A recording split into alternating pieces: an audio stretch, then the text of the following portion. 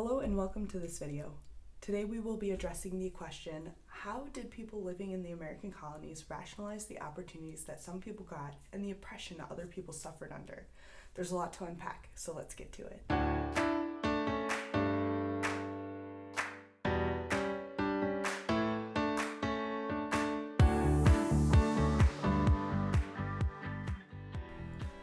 Part 1. The Land of Opportunity. The land that would someday become the United States has been lived on, cultivated, and celebrated by Native American peoples for between 40,000 and 15,000 years. There were hundreds of different tribes, nations, and people groups speaking an estimated 300 or more languages and developing complex economic, religious, and social systems. Disclaimer.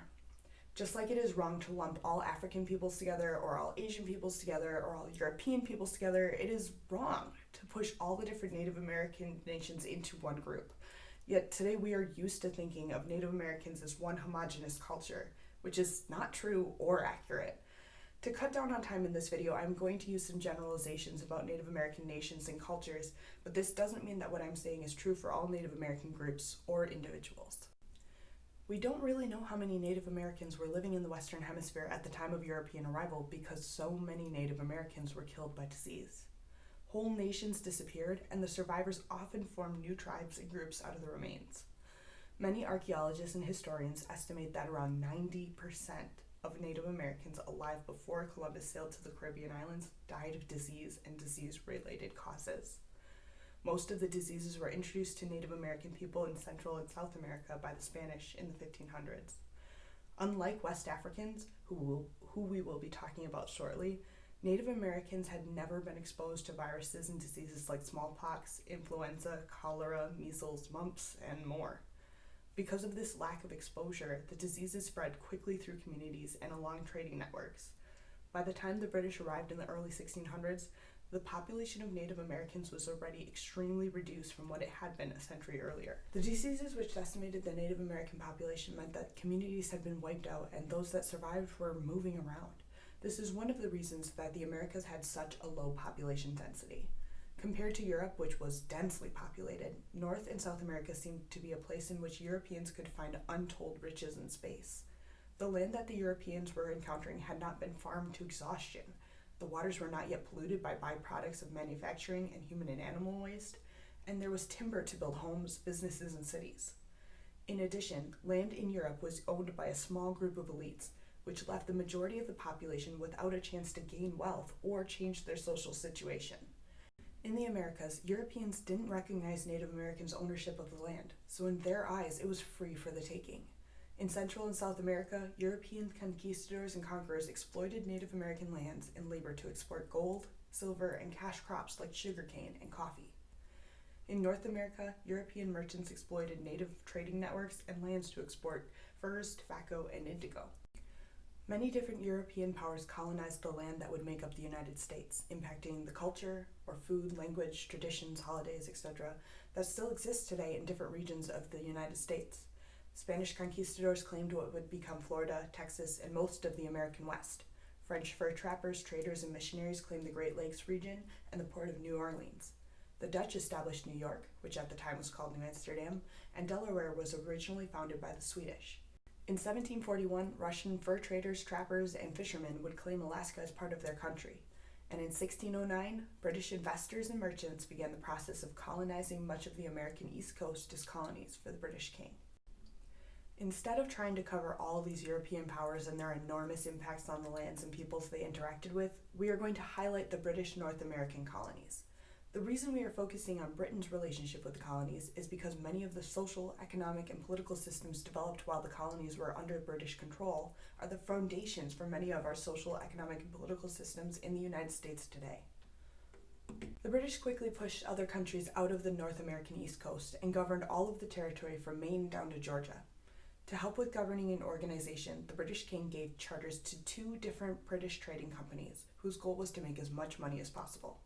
There were a few ways that the companies in the colonies they organized achieved this. Part 2. The Southern Colonies.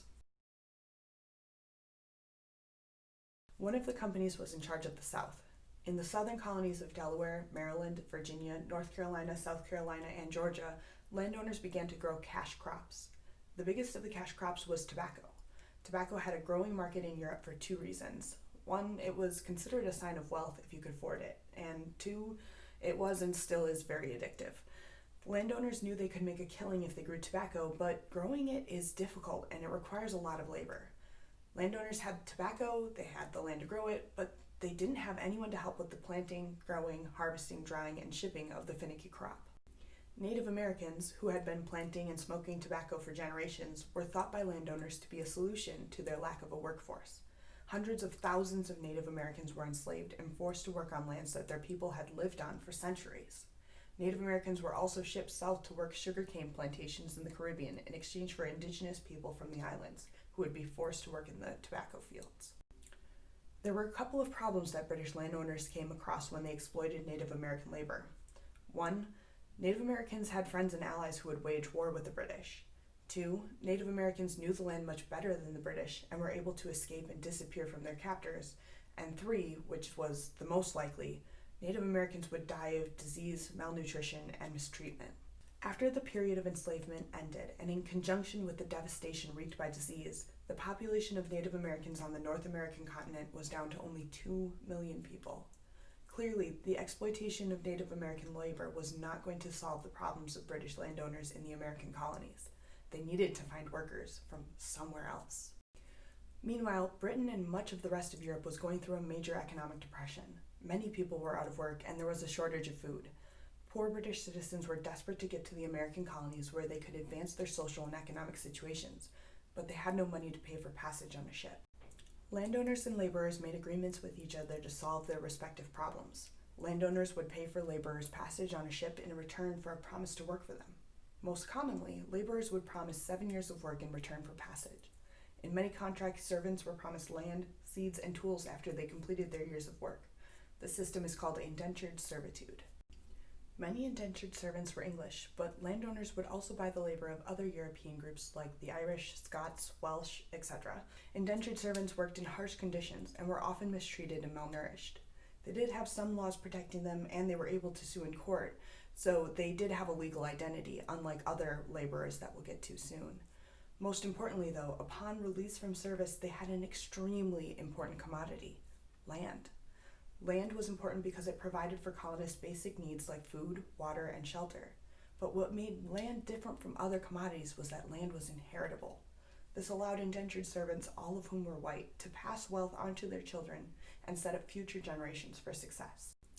During this time of indentured servitude, a ship, captained by privateers, would arrive on the shores of Virginia. This ship carried at least 20 West Africans. But we don't know exactly how many people were aboard because the ship's logs did not count the women and children.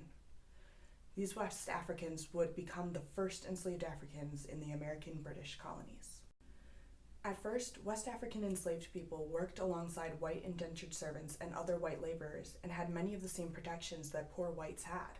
They were even sometimes given land and freedom at the end of a set period of time, just like their white counterparts. However, indentured servitude quickly became more trouble than it was worth to landowners. Because of harsh conditions, many indentured servants and enslaved people died.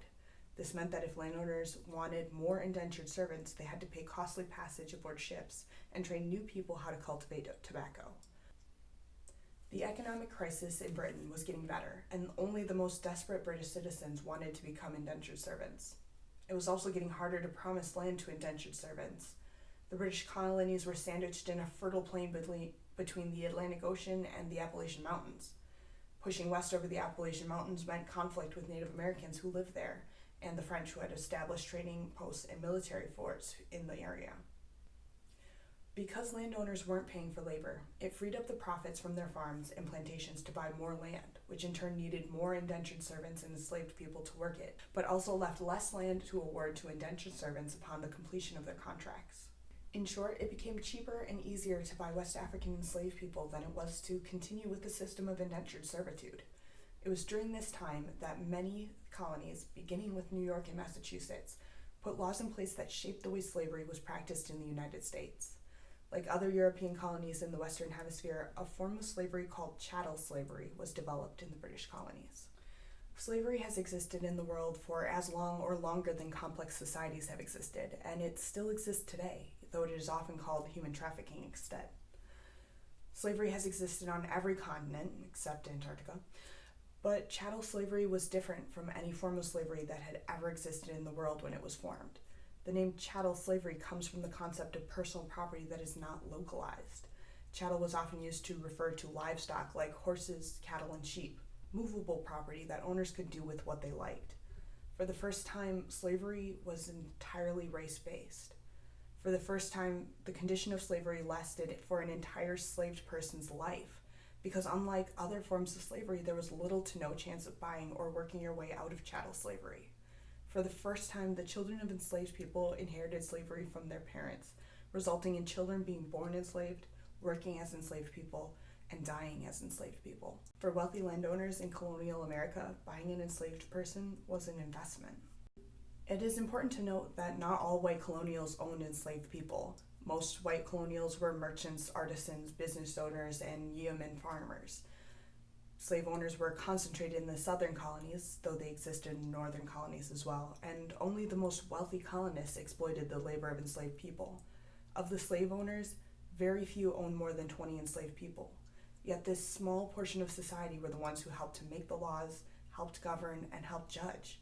They made sure that the institution of chattel slavery was protected in the colonies. Part 3. The Northern Colonies. Things looked very different in the northern colonies of Pennsylvania, New Jersey, Rhode Island, Connecticut, Massachusetts, New York, and New Hampshire. There are several reasons that the North and South developed different social and economic systems during this period of colonialism. One reason is that northern colonies were established by a different company than those in the South. Unlike in the South, some colonies in the North were founded by Christian religious groups that had been persecuted in Britain. Because the King of Britain was also the head of the church, he mandated that everybody believe in his sect of Christianity, called Anglicanism. Since its founding, Christianity has broken into many sects, all of which worship the same God, but interpret the texts of the religion in different ways. Anglicanism is one of those sects, so is Catholicism, Lutheranism, Eastern Orthodoxy, and many others. British Christians who disagreed with Anglicanism were prevented from worshiping and were sometimes jailed and fined. Thus, the American colonies provided an escape for the Christian sects of Pilgrims, Puritans, Quakers, and others. Pilgrims founded Plymouth Colony, later absorbed into Massachusetts. Puritans established the Massachusetts Bay Colony, and Quakers established Pennsylvania. In an ironic twist, these formerly persecuted groups often turned around and restricted religious freedom for those in their colonies. At this time, Catholics were almost universally discriminated against and were barred from certain professions and from holding office in some colonies. Non-Christian religions were not tolerated at all, including Native American religions and religious traditions brought from West Africa with enslaved people. Another reason the North and South differed was because northern geography and climate did not support cash crops like tobacco and indigo due to the short growing season and harsh winters. Therefore, in the North, the large environment and climate made large plantations with large populations of enslaved people impossible. Very few Northerners were opposed to slavery, and it wasn't uncommon for wealthy Northerners to have enslaved people as nannies, housekeepers, carriage drivers, manservants, etc. But slavery never developed in the North the way it did in the South because it simply wasn't profitable enough. Instead, the mountainous terrain and numerous rivers made water-powered mills and harbors a staple of northern colonies. These harbors, which had been used by Native Americans for centuries, were renamed after British cities and customs, and then transformed into major economic centers for the triangular trade. Cities like Boston, Baltimore, and New York became important processing and shipping centers for the Western Hemisphere. Sugarcane, planted and harvested by enslaved people in the Caribbean islands, was shipped to these quickly growing cities to be made into molasses and rum. From there, these products were shipped to Britain to be sold in European markets. Tobacco, too, was often shipped first to the northern cities before going to Britain and Europe. In this way, the wealth of the northern colonies was built on the exploitation of Native American lands and West African enslaved labor. Outside of the coastal cities, most northern colonists made small communities of yeoman farmers, artisans, tradesmen, and shopkeepers.